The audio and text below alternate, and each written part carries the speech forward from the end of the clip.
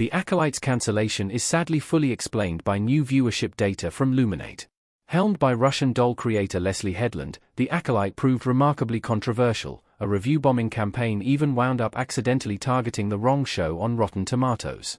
The Acolyte was officially cancelled in August last year, and it was 2 months before Disney addressed this, suggesting the decision was made due to performance against cost.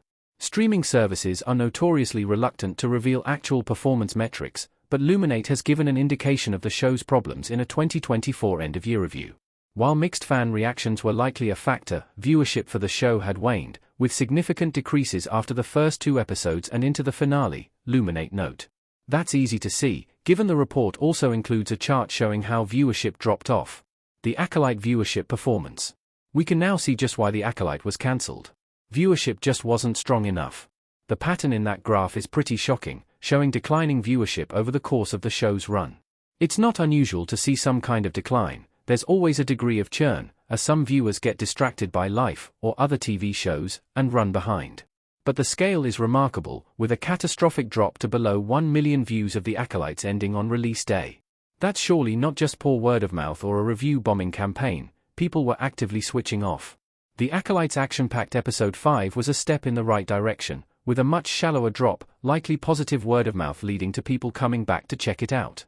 That even translated into initial increases in viewership for episode 6, but the drop there is shockingly steep, suggesting that episode just didn't maintain engagement.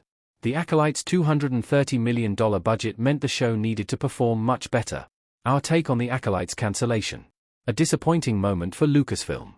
The Acolyte was far from perfect, but it nevertheless deserved better than this. Unfortunately, the TV show released at a time when, as Luminate note, engagement with every major streaming franchise was lower. The MCU's Echo and Agatha all along both underperformed, while Amazon's Rings of Power Season 2 saw a 60% decrease in total minutes watched from the show's first season. Incredibly, even with its poor performance, The Acolyte still ranked second most watched show on Disney Plus last year, a measure of the platform's struggles. The Acolyte was facing strong headwinds, made worse by the backlash and review bombing campaign.